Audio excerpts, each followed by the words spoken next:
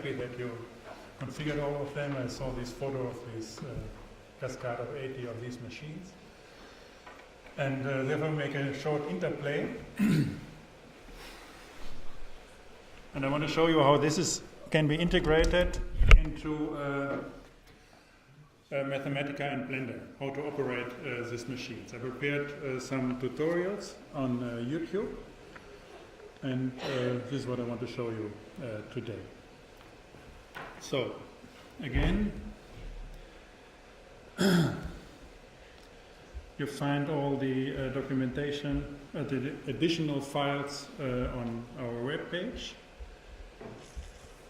Install these things as usual, and start with our start file. You go here, you have to evaluate, I don't know, the whole notebook, and this is the actual lecture.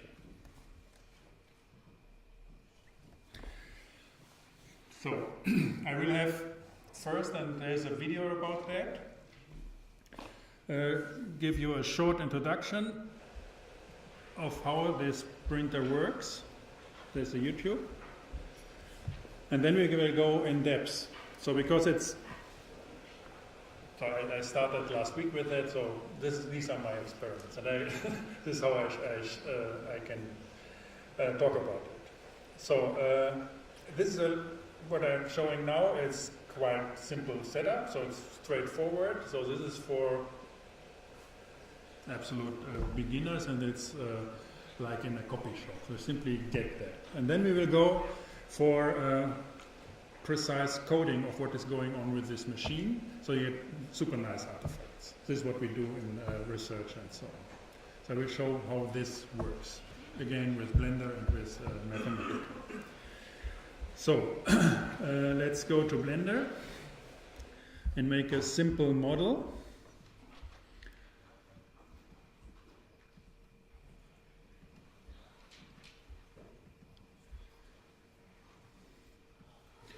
So we simply want to create a cube and print this thing.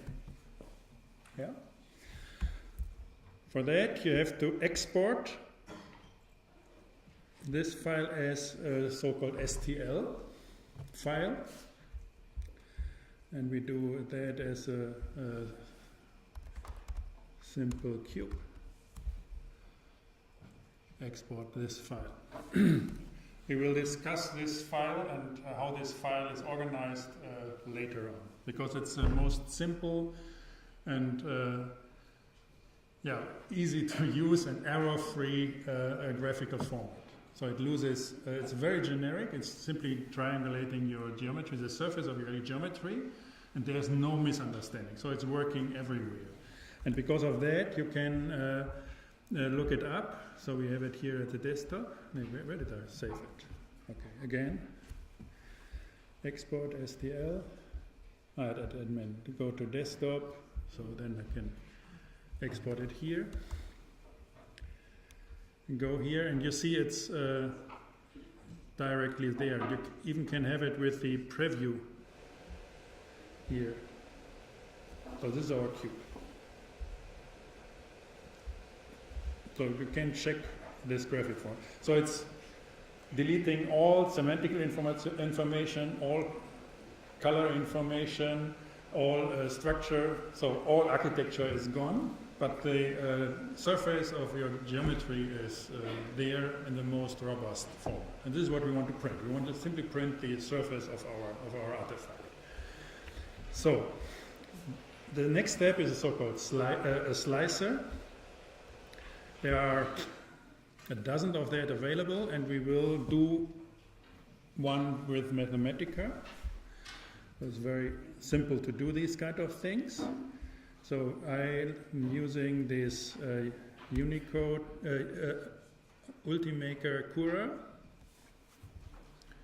They are somehow all the same. So this open or simple cube, and we have it here. So it's very small, because here it's millimeters and then Blender it was meters. Doesn't matter. You can select this thing and scale it. For example, factor 500. So we have it here. So this is our cube. The print will have 11 minutes. If you go, for example, for maybe double size, then it's 20 by 20 by 20 millimeters. This will take 40 minutes in this resolution we have, in a fine resolution and so on. So go for the fast one.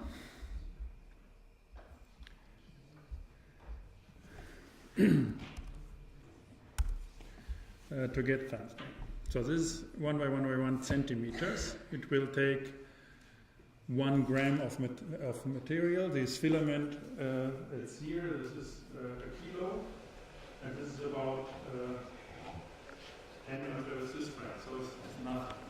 So this is for 1 Rappen, if we print that. So it's very nice. The key problem with your models will be time. Not material and so on, but time. So it easily takes a whole day to make a thing. So what we have next is, I really like that, is this layer view, and you can see how this thing is constructed. So you have a platform, and then you have these supporting structures in the inside, because we need to close this cube at the top. And therefore, we need these supporting structures. So it's printing layer by layer. And if you have these negative forms, it's complicated. Therefore, there's always supporting structures automatically generated with these kind of algorithms.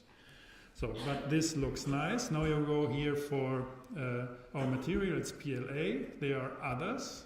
You can print with others, with other temperatures and other speeds and so on. You can look for different qualities, shells, infills, so you can, these are the temperatures, and play around with it. We will do that when we make our own code. So, but this is what we what we want to have. Now I take this SD card.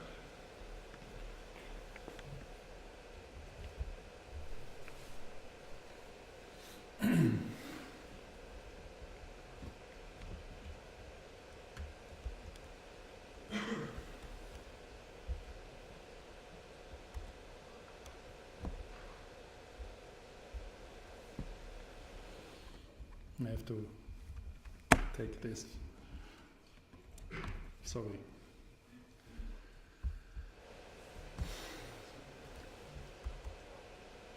Yeah. Now we have saved this to our file. This is now on our SD card, ejected.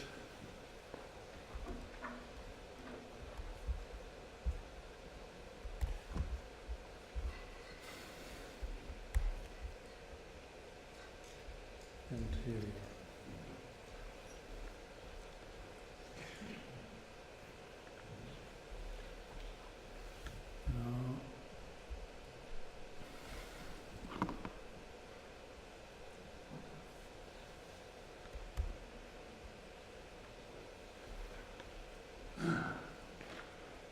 Now what we have here.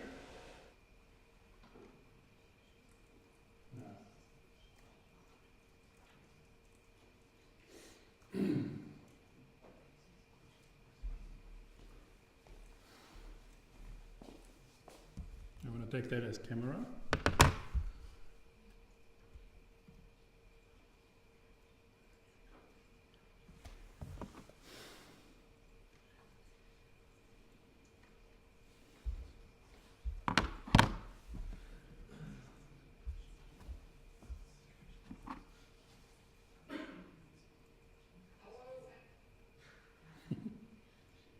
Here we are.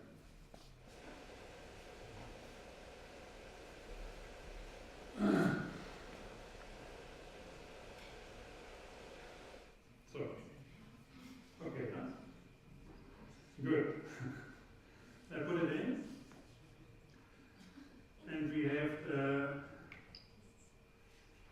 this machine. So it's very straightforward. You can preheat, or what I like. settings here. So we have these motors. You have one motor, the second one. This is for Z direction, for Z direction, for X direction. This is for Y direction. This is for the extruder. Then we have the temperature here. We have the temperature with our nozzle, and we have the ventilation. So these are 7 different actuators. And we have to control that and bring that in sync. So you can directly access that with these settings. So, and this is, I really like that. So I have that. It's funny.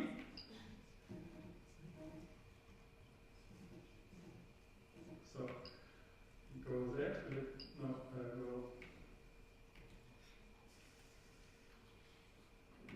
here. So go for preheat. So we simply want to have this PLA so that we can play around with it. Then we have this red light here, and it's getting hot. These are the temperatures. Now go for the settings. Move the axis.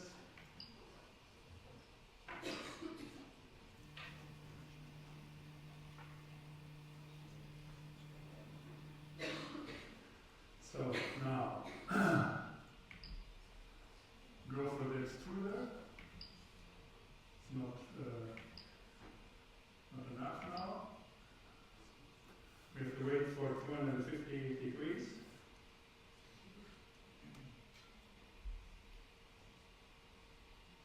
Or that's the only thing. You really need time.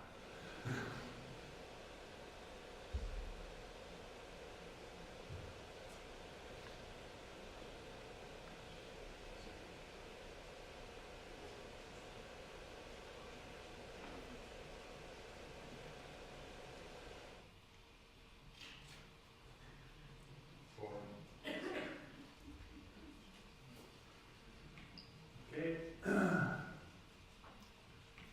Settings. So now look at this.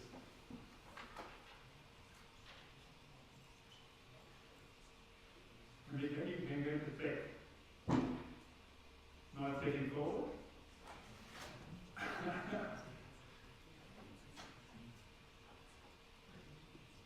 And these are the millimeters of filament.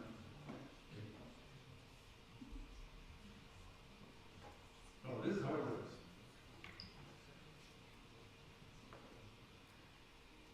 Okay. Now, go to print for. This is.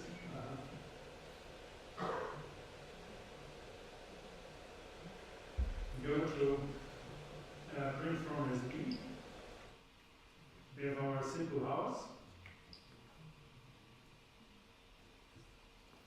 Like cooking a pig. Spaghetti.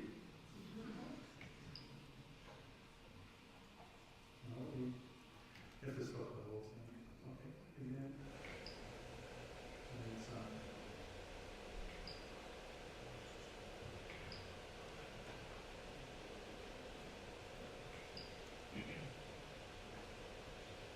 Our simple cube. Now again it's heating up.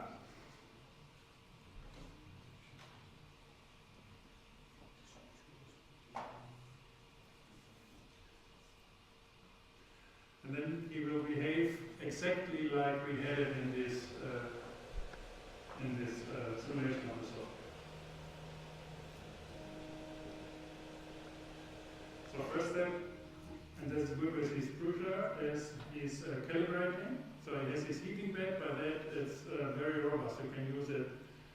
So I carry it around in train and so on. It's no problem. It's simply recalibrating and it's fine. And this is this procedure.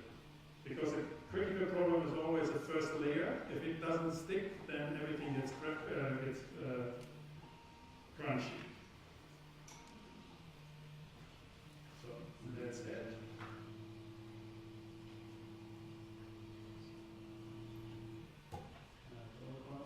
And now there's a kind of cleaning the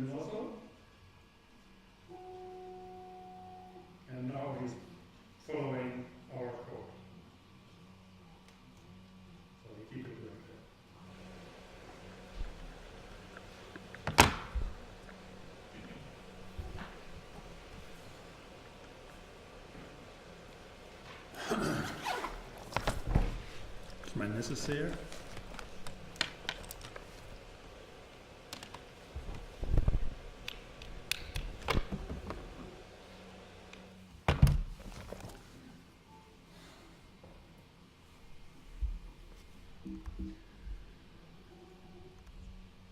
So, and this is what he's doing now.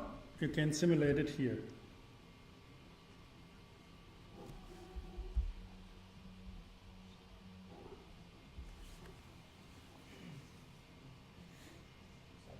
So that's it.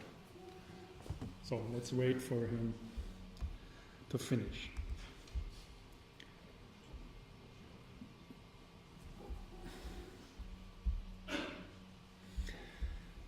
Now,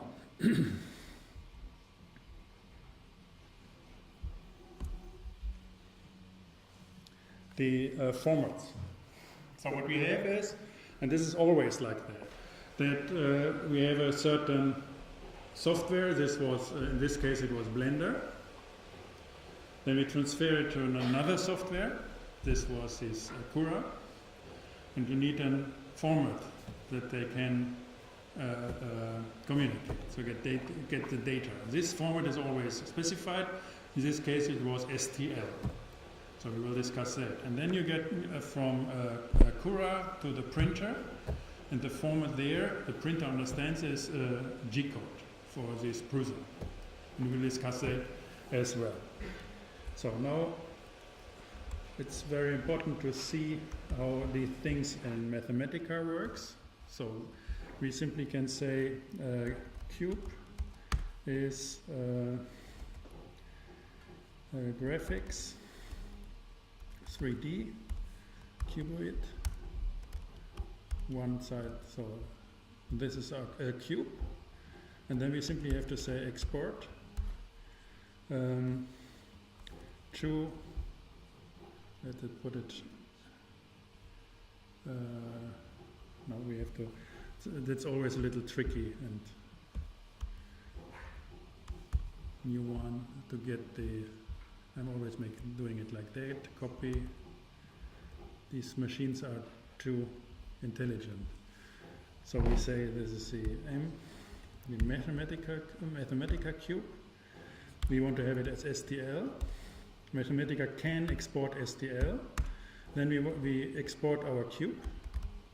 And we say we want to have it as a text.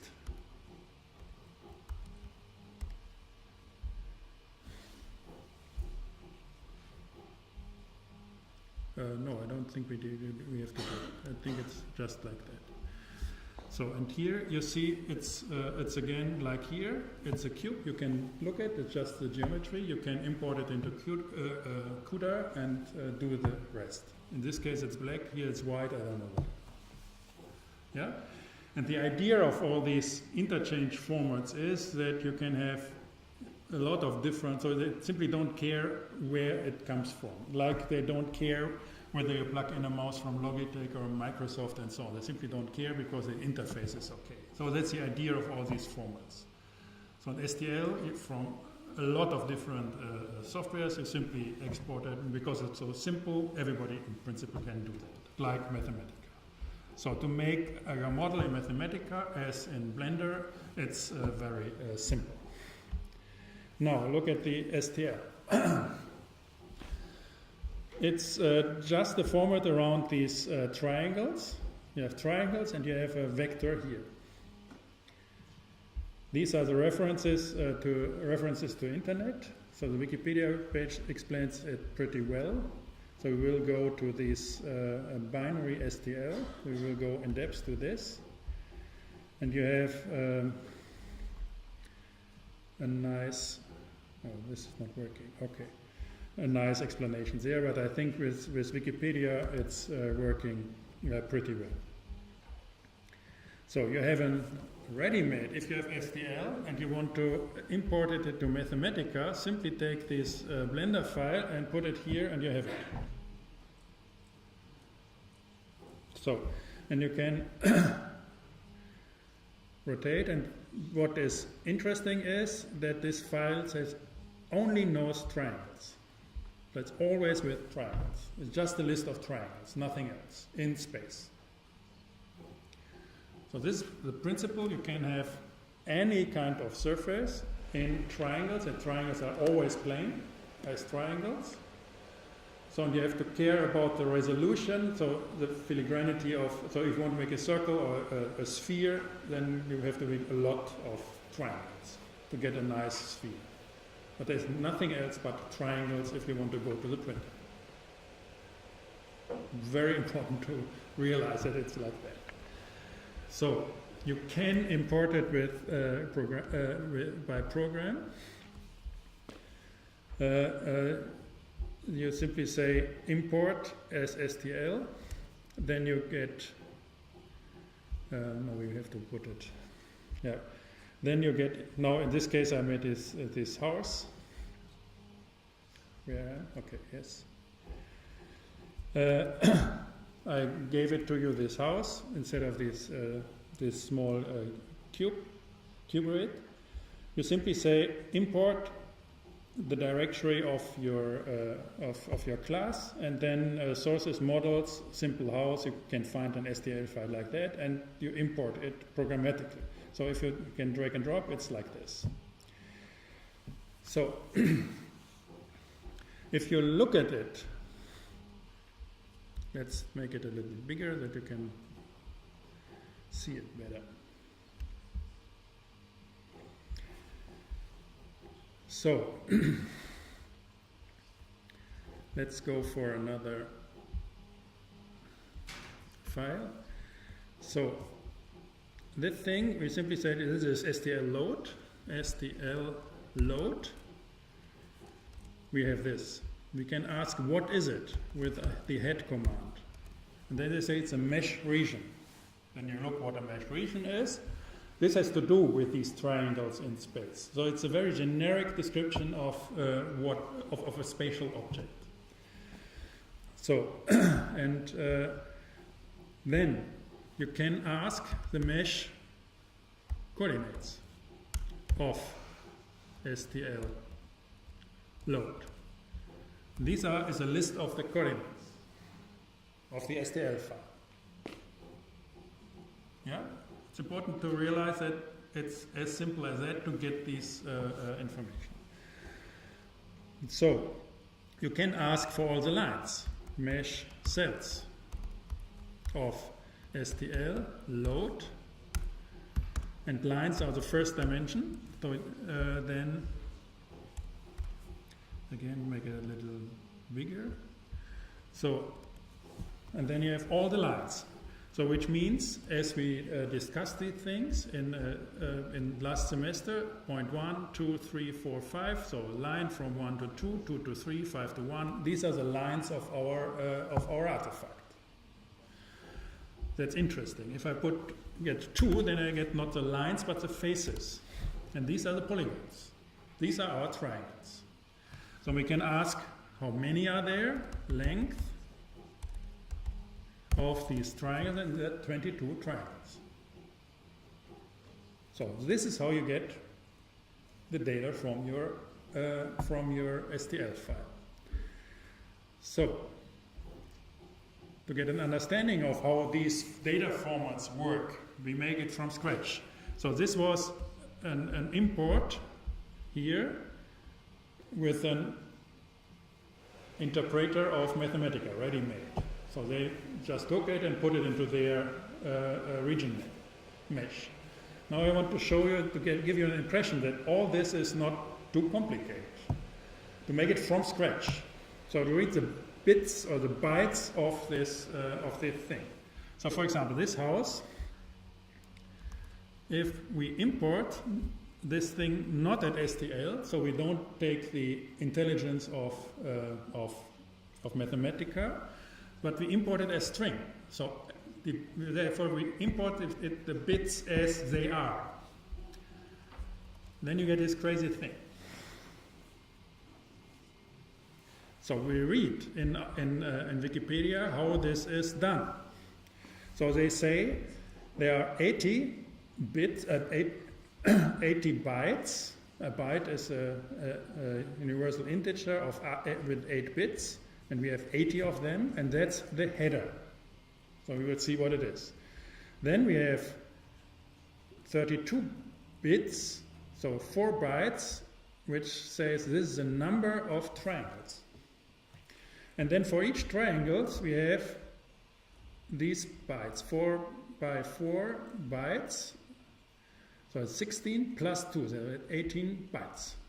This is a normal vector, vector for x, y, z, and a byte count with 2 bytes, so somehow check. And that's it. So we have to do it, for example, in our case, 22 times, do this stuff. That's it. So and I will show you how to do it. Now we have our artifact.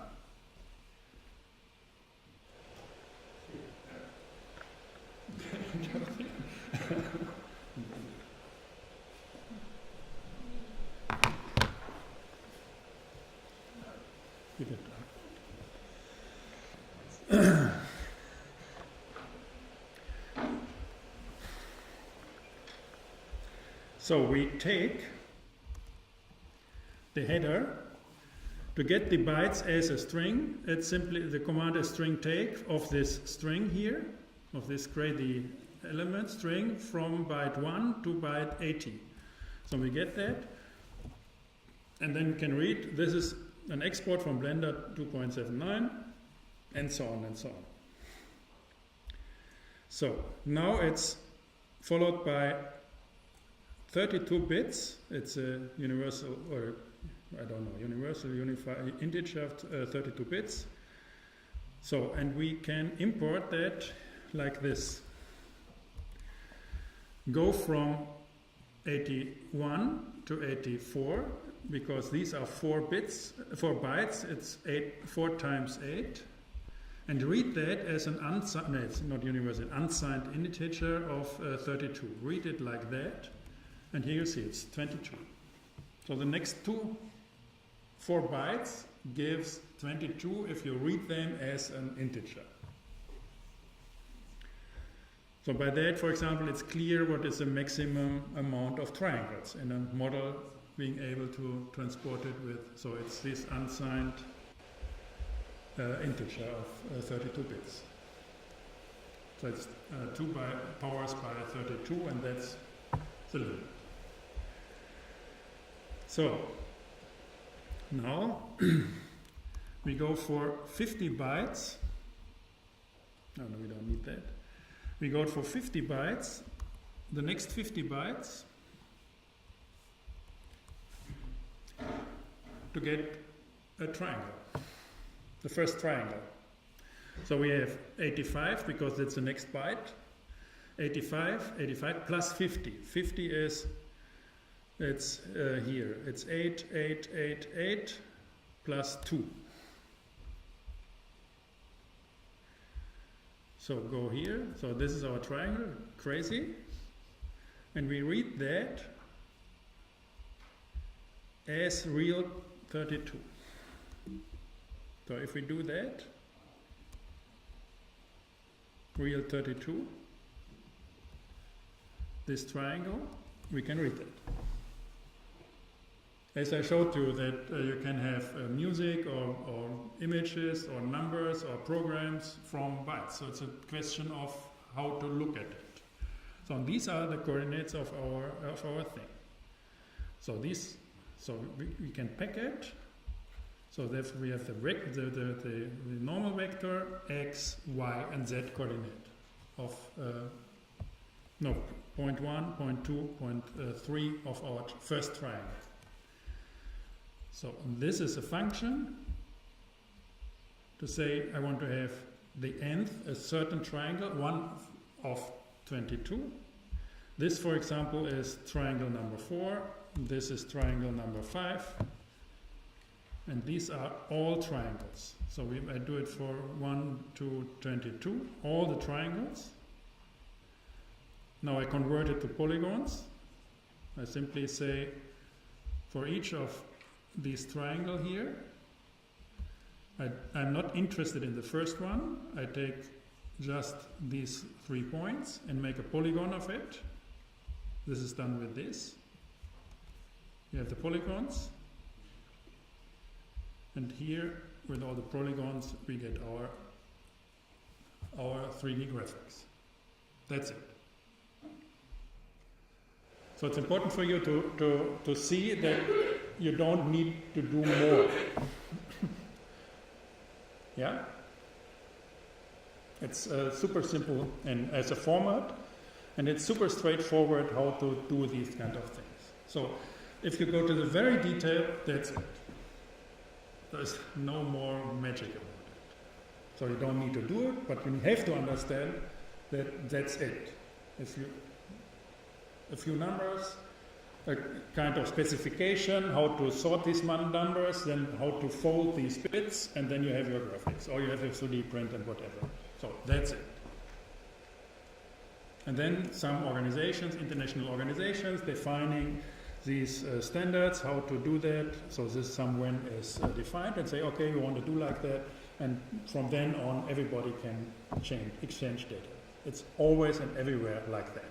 And this is the most simple graphic format. So, this is the same story back from Mathematica, but I think you can look it up if you like. So how to export it to STL. So this is our STL format.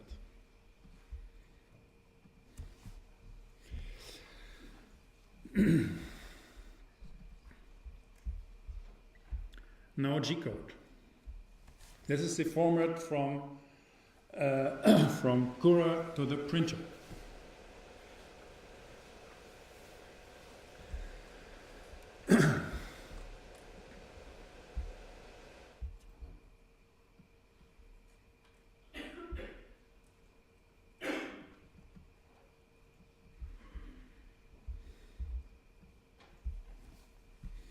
So we will have this kind of print. I can show it around.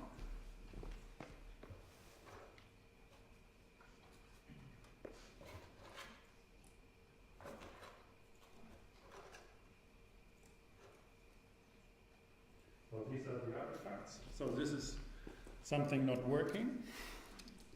This is proper. This is a house. I'll give it around.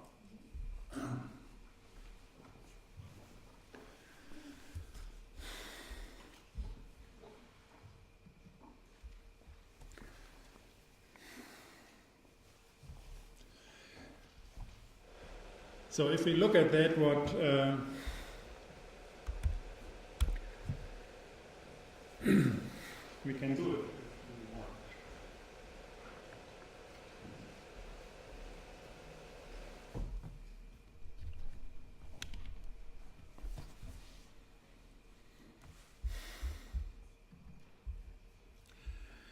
So we have this. Where's this single house? That modified? Here, this simple cube. This is what we did. We can open it with a text editor. And this is a G-code. This is the code which prints this small cube. Go there. So in principle, you can read that, how this works. So here, it's nice, it's a nice comments about that and so on. It's simple that one command each line. So what to do? For example, M84, they say it's an absolute extrusion mode. So or G21, 30 units to millimeters. So absolute positioning, G90, extrusion mode. This is a kind of redundant, not very elegant from this Cura.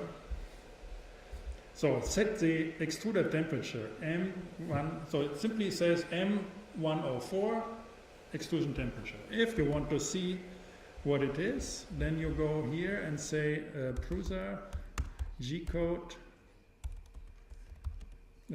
specification.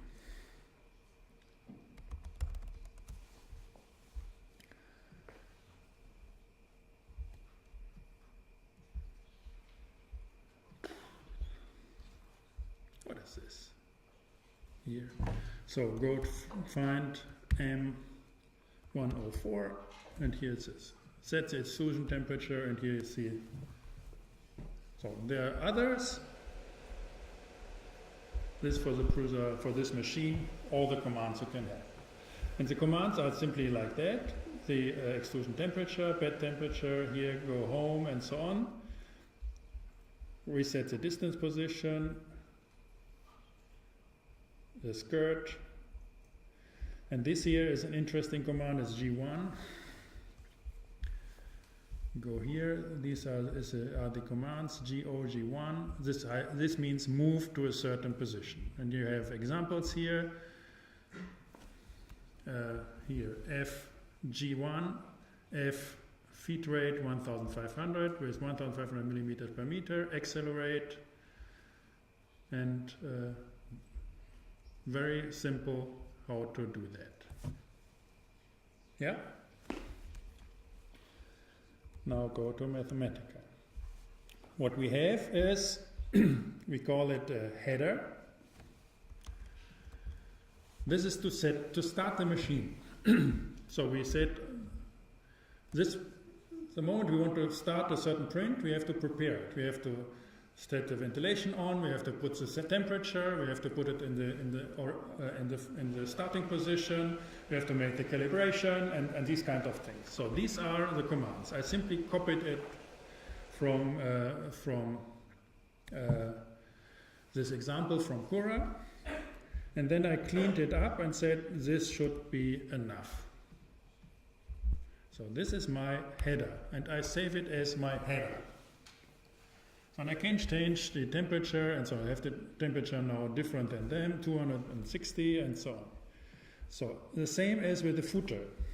So my footer is this.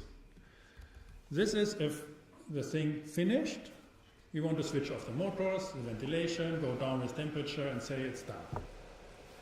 These are the commands I copied from Huda, from this print, which obviously is working. I simply make copy and paste. So, and then I'm looking up what is going, trying to understand what is going in between. So they have these layers. So they start with the layer. Let's look at this. They have the layer, 123, and then they say GO with X, Y, and Z to a certain coordinate. Then they say G1, this is feet, so a certain speed.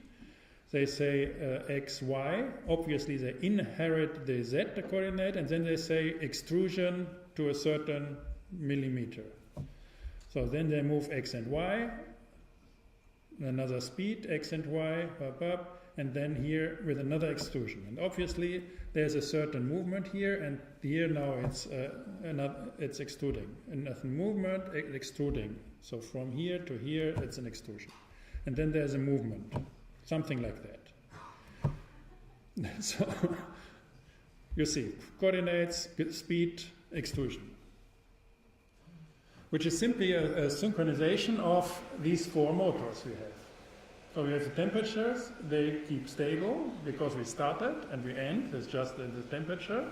In between we have just these four motors, X, Y, and Z, and the extrusion motor. And we have to bring that in sync, orchestrate that, so that it follows our lines. Nothing else. And the machine can't do anything else.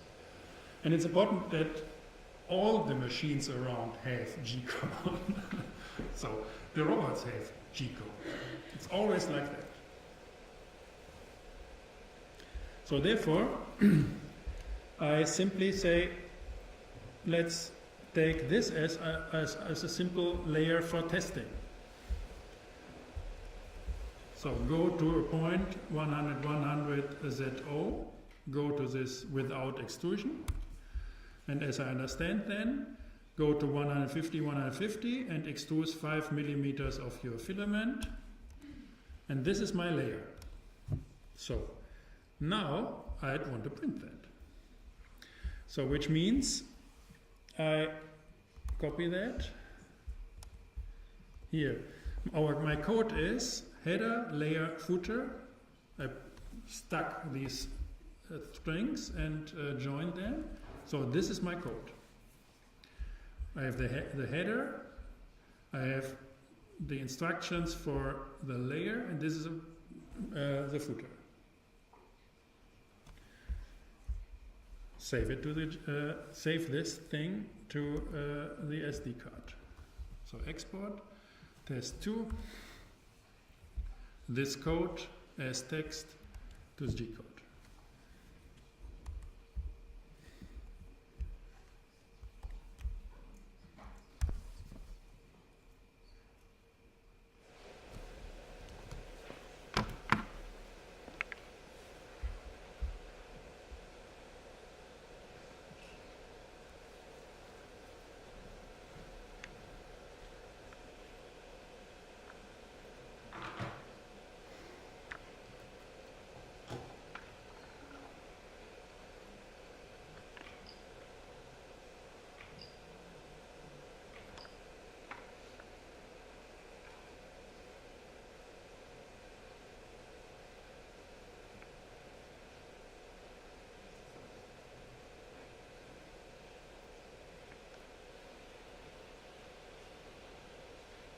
Again, I started the file like last time. Now we again have to wait.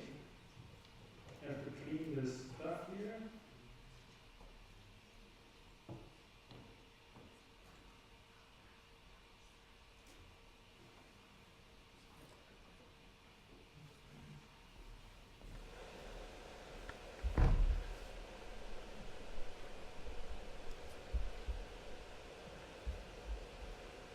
This is the code, huh? Oh, 100, 100 to 150, 150, 5 millimeters filament.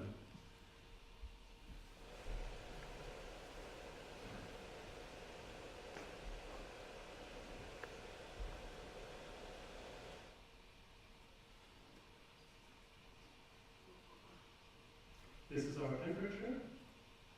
Can change, you understand? I simply changed it and then you have another temperature.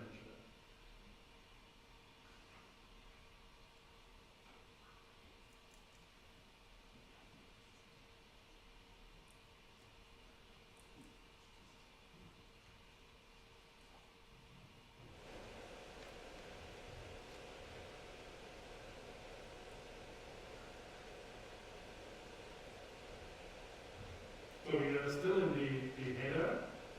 Now he's waiting for the bed temperature. Now he gets okay, and then he's starting. Now he's starting with the calibration. If you want to have it fast, you can take it off, your header command. Oh no, I took it off. And now this is cleaning the nozzle, and this is voila.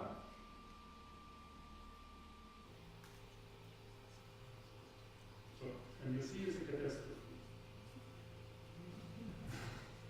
Because no parameter works, huh? So here. But he made this slide, let's see that, yeah?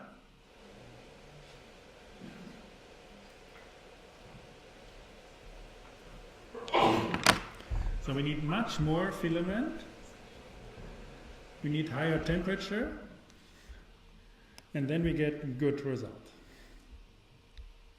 So I don't want to do it. So I made it intentionally, so then you get a good result. Do you want to see it with proper parameters, or you believe that it's work? Just I show you. For example, we take no. So this is okay. Get, for example, here get 15.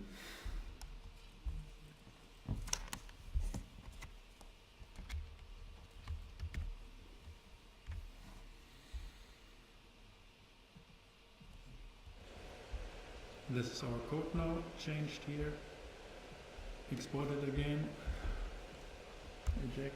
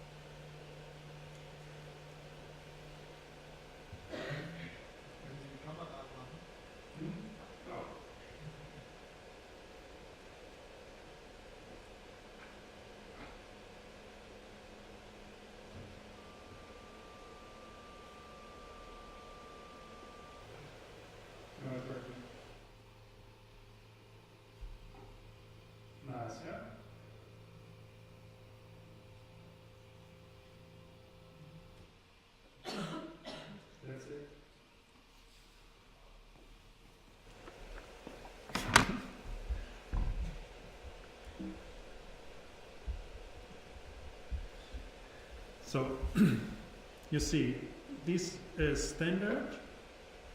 You can change a little bit with temperature.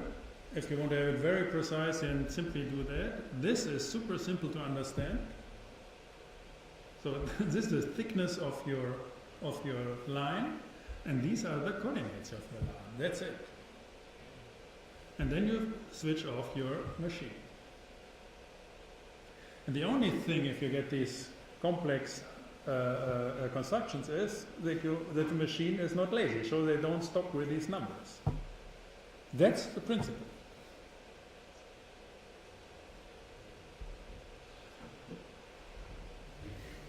So you see with these twisted thing that you really get a super nice constructions. So, but let's go for more details.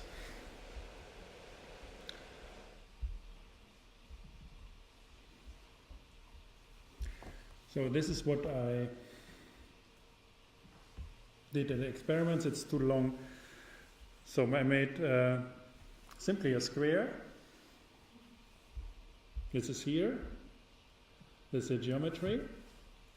I made a polygon and I made an offset so that this is just in the center of the printing table. There's an offset of 100 by 1 centimeters because the printing area is 20 by 20 centimeters. So then it's 4 by 4 centimeters around the center point. Then I have this polyline. That's a rectangle of these 5 points. So it's 1, 2, 3, 4, 5. These are the 5 points. And then I make, in this case, in steps of 0.2, from 0 to 5 millimeters. So this is 4 by 5. So it's 5 by 5. So it's 25 different layers around. This is the filament. Speed. Save it, and then it's working. So, and it's with this setup and these parameters, it's getting ugly.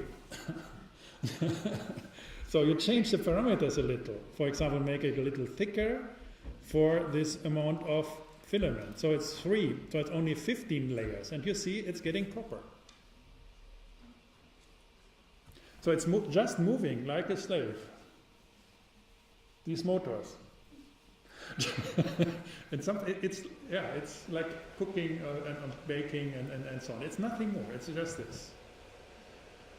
So it has a lot to do so if you make then these filigrane structures, these big things, in one piece without supporting structures, this has a lot to do with nice architectural setups. Printing with CUDA and then the supporting structures is a kind of you can do it. You can make these blocks and download this stuff from internet and so on, and of course it works. Yeah? But you can buy it in China, buy it printed. Yeah. So they are nice, but why print it? So if the same with your architectural models, yeah. Why print it if just take a photo? It's faster. Yeah? So if you really want to make something, then these structures, as you see with these twisted thing, it's get beautiful. Imagine you can make a dome with it or something. So then it gets beautiful. It gets beautiful in the vertical. It's ugly in at the contact here. In the horizontal, it's always ugly. It's beautiful in the vertical. So if you want to make a pavilion, for example, this Barcelona pavilion and so on, it will be ugly if you print the roof in horizontal. It will be ugly, so the walls will be fine, but the roof will be ugly.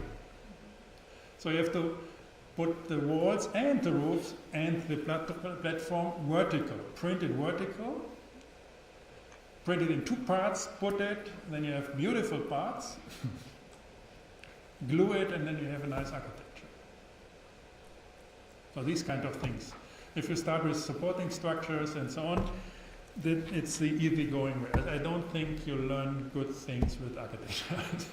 If you start tricking around and making nice and sophisticated things with these machines, then I think you get the point and you learn a lot.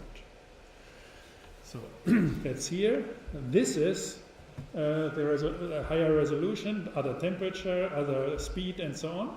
And then you get, after a few tests, I took 5 tests, I didn't know anything, 5 tests, and I got good results, just with my code. And it's only the parameters, because there are only 5 different actuators, plus 2 temperatures.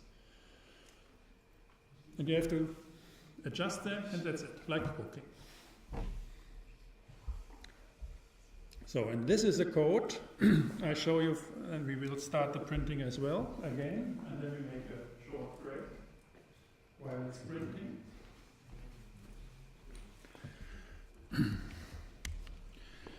So this again is our rectangle.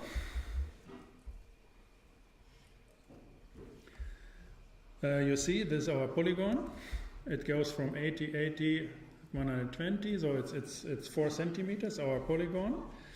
And now we test a rotation. So this is done in Mathematica with rotation transform by 45 degrees of this polygon. And then this polygon is rotated around its, I don't know where. It's rotated around 45 degrees, and then you get these crazy coordinates. You have to, interesting is, you know it's my square, and I rotate it by 45 degrees. So this is to the rotation of the rectangle plus the third coordinate, so which is the z-axis. And this is our code. So we are rotating. We have 2 centimeters in height. We go from 0 to 2 centimeters in steps of 0.15 centimeter. And we do this rotation in sync with the z-axis. So, which is done by this n. So therefore we say the rotation should be the layer multiplied with pi divided by 140. So that's the amount of rotation. Then the offset, and do that with all the points of the polygon, and put the z coordinate, our variable n, which is this here. And if I have this code, this is a 3D graphics of that. You see. So I simply take these coordinates of the rotation, say I want to have a 3D graphics, I see this is a 3D graphics. So you have to realize, to make a figure like that, and it doesn't matter if it's this size and so on, simply other numbers. If you want to have a figure like that, you simply need a functions of that. This is the code to make it. Nothing else. And you have a whole family of things. You can change all the parameters, and you always get forms. So if you want to have 40 centimeters height, simply make it like this. Then you get the code, and this is your form then.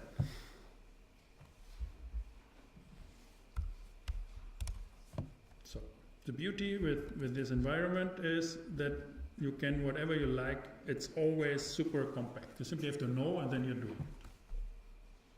Nothing else. And you're not dependent on anything, because you know. Not on certain functions of certain softwares and so on. So you simply do it, whatever you like, whatever you can imagine. So then I wrote this code, instead reading the numbers towards graphics. I transferred, I gave you the code, you can look it up if you like, very short. I put G-code of it. So this is the principal G-code. We have this here. And now again,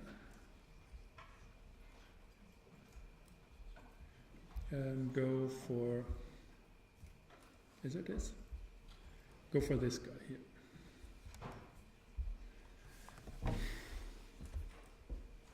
Now we have it. Now we have this form here, and hopefully I didn't make any mistake.